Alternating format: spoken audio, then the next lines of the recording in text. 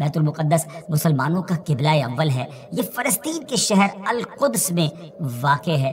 بعض نے اس شہر کو بھی بیت المقدس کہا ہے۔ اس میں کوئی شک نہیں کہ بیت المقدس یہودیوں، عیسائیوں اور مسلمانوں تینوں کے ریلیجن کے لیے مقدس مقام کی حیثیت رکھتا ہے۔ حکیم الامت مفتی احمد یار خان نعیمی رحمۃ اللہ تعالی لکھتے ہیں کہ چونکہ اس زمین میں حضرات انبیاء کے مزارات بہت ہیں، اس لیے اسے قدس کہا جاتا ہے۔ حضرت سیدنا سلیمان علیہ نبینا علیہ الصلوۃ والسلام کا مزار مبارک اور عالم اسلام کی مشہور و معروف مسجد اقصیٰ بھی اسی شہر میں واقع ہے۔ رہی یہ بات کہ اس کا سنگ بنیاد کب رکھا گیا، کعبہ معظمہ کی بنیاد ڈالنے کے 40 سال بعد سیدنا آدم علیہ نبینا علیہ الصلوۃ والسلام یا ان کی اولاد میں سے کسی نے اس کی بنیاد ڈالی۔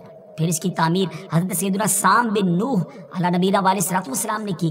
پھر ایک عرصے کے بعد حضرت سیدنا داؤد علیہ نبینا علیہ الصلوۃ والسلام نے بیت المقدس کی بنیاد اسی مقام پر رکھی، جہاں حضرت سیدنا موسیٰ علیہ نبینا علیہ الصلوۃ والسلام کا خیمہ نصب کیا گیا تھا۔ اس عمارت کے پورا ہونے سے قبل حضرت سیدنا داؤد علیہ نبینا علیہ الصلوۃ والسلام کی دنیا سے وفات کا وقت قریب آ گیا، تو اب آپ نے اپنے بیٹے حضرت سیدنا سلیمان علیہ نبینا علیہ الصلوۃ والسلام کو اس کو مکمل کرنے کی وصیت فرمائی۔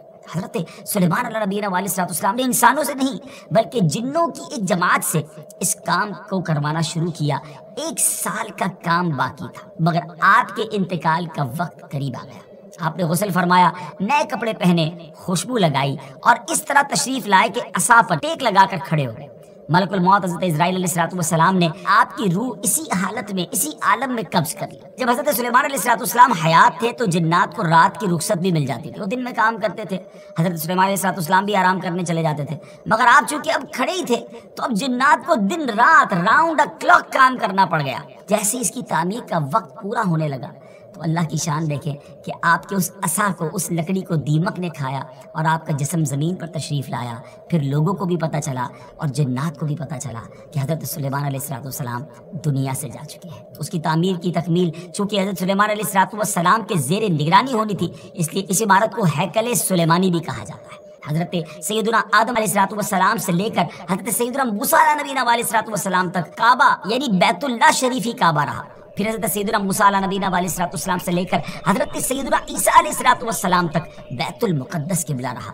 اور ہجرت کے بعد مدینہ منورہ میں بھی مسلمان 16 یا 17 مہینے تک بیت المقدس کی طرف رک کر کے نمازیں پڑھتے رہے۔